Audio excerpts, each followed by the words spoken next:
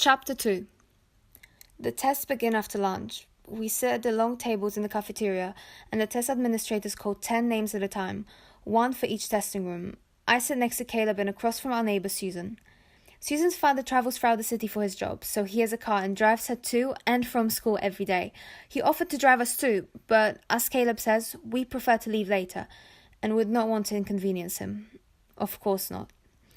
The test administrators are mostly abnegation volunteers, although there is an erudite in one of the testing rooms and a dauntless in another to test those of us from abnegation, because the rules state that we can't be tested by someone from our own faction.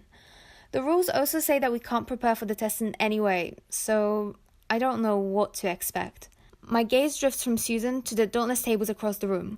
They're laughing and shouting and playing cards. At another set of tables, the erudite chatter over books and newspapers, in constant pursuit of knowledge.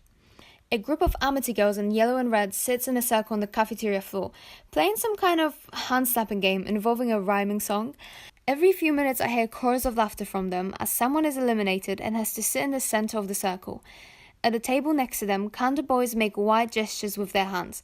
They appear to be arguing about something, but it must not be serious because some of them are still smiling.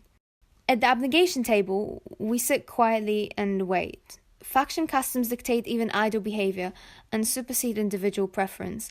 I doubt all the erudite want to study all the time, or that every Kanda enjoys a lively debate, but they can't defy the norms of their factions any more than I can. Caleb's name is called in the next group. He moves confidently toward the exit. I don't need to wish him luck or assure him that he shouldn't be nervous. He knows where he belongs, and as far as I know, he always has. My earliest memory of him is from when we were 4 years old. He scolded me for not giving my jump rope to a little girl on the playground who didn't have anything to play with. He doesn't lecture me often anymore, but I have his look of disapproval memorized. I have tried to explain to him that my instincts are not the same as his. It didn't even enter my mind to give my seat to the Kanda man on the bus. But he doesn't understand.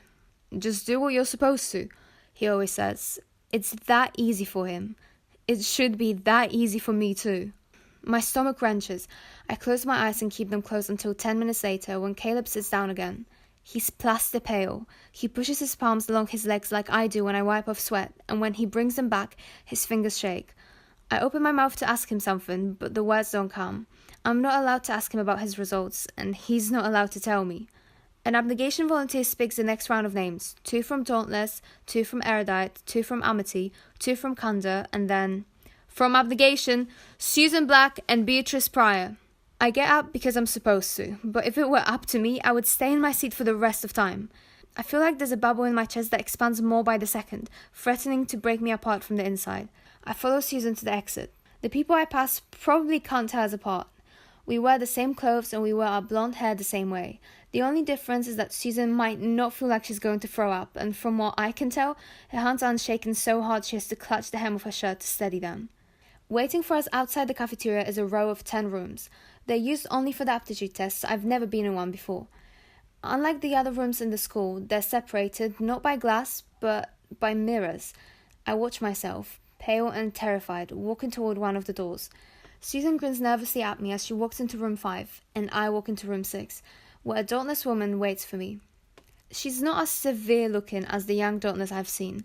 She has small, dark, angular eyes and wears a black blazer, like a man's suit, and jeans. It's only when she turns to close the door that I see a tattoo on the back of her neck, a black and white hawk with a red eye. If I didn't feel like my heart had migrated to my throat, I would ask her what it signifies. It must signify something.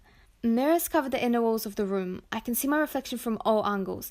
The grey fabric obscuring the shape of my back, my long neck, my knobby-knuckled hands, red with a blood blush. The ceiling glows white with light. In the center of the room is a reclined chair, like a dentist, with a machine next to it. It looks like a place where terrible things happen.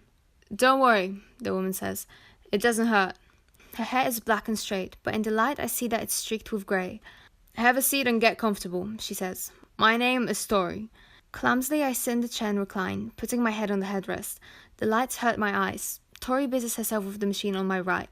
I try to focus on her and not on the wires in her hands. Why the hawk? I blurt out as she attaches an electrode to my forehead. Never met a curious abnegation before, she says, raising her eyebrows at me.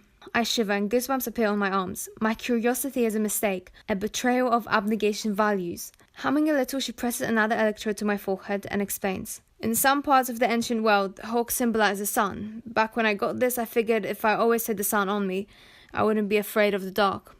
I try to stop myself from asking another question, but I can't help it. You're afraid of the dark? I was afraid of the dark, she corrects me. She presses the next electrode to her own forehead and attaches a wire to it. She shrugs. Now it reminds me of the fear I've overcome. She stands behind me. I squeeze the armrest so tightly the redness pulls away from my knuckles.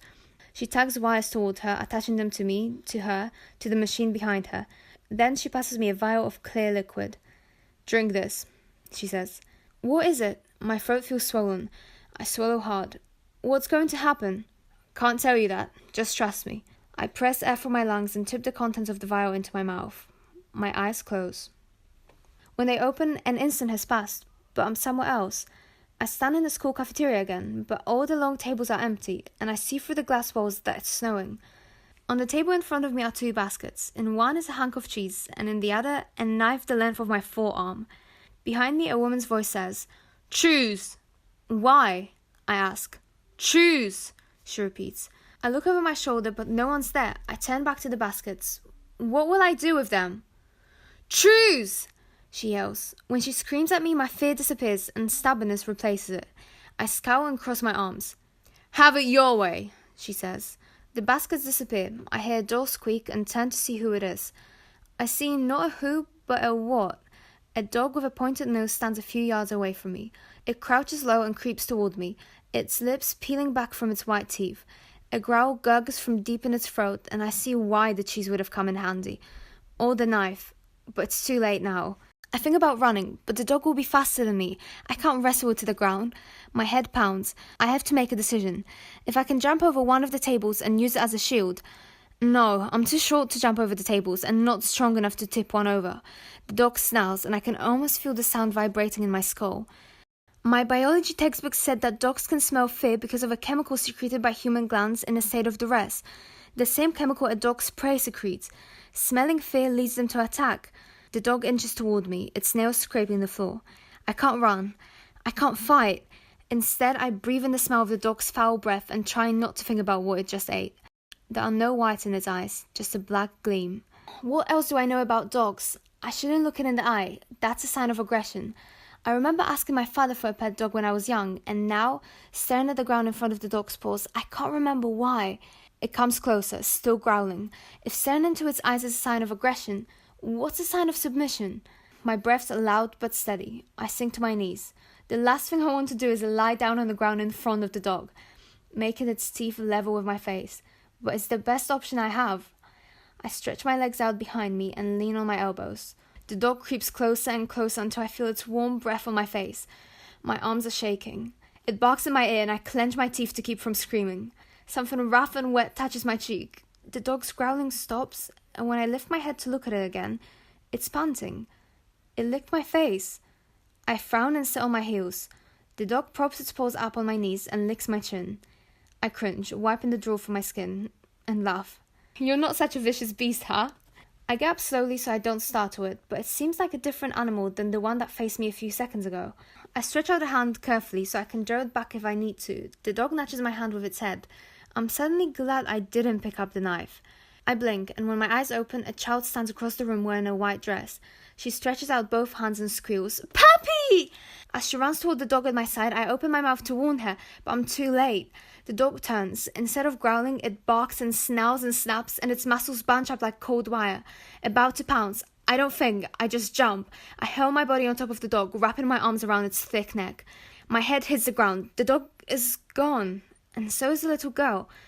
Instead, I'm alone, in the testing room, now empty. I turn in a slow circle and can't see myself in any of the mirrors. I push the door open and walk into the hallway, but it isn't a hallway. It's a bus, and all the seats are taken. I stand in the aisle and hold onto a pole. Sitting near me is a man with a newspaper.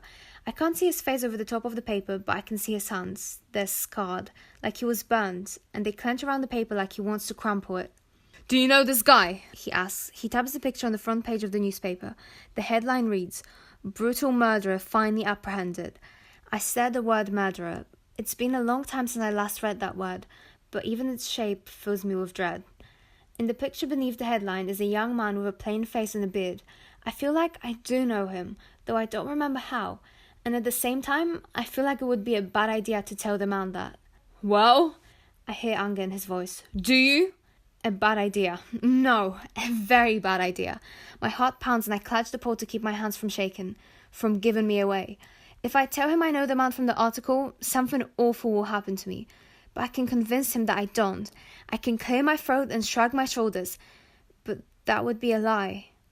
I clear my throat. Do you? He repeats. I shrug my shoulders. Well? A shudder goes through me.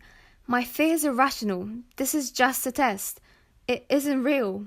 Nope, I say, my voice casual. No idea who he is. He stands and finally I see his face. He wears dark sunglasses and his mouth is bent into a snarl. His cheek is rippled with scars, like his hand. He leans close to my face. His breath smells like cigarettes. Not real, I remind myself. Not real. You're lying, he says. You're lying. I'm not. I can see it in your eyes. I pull myself up straighter. You can't. If you know him, he says in a low voice, you could save me. You could save me. I narrow my eyes. Well, I say, I set my jaw. I don't.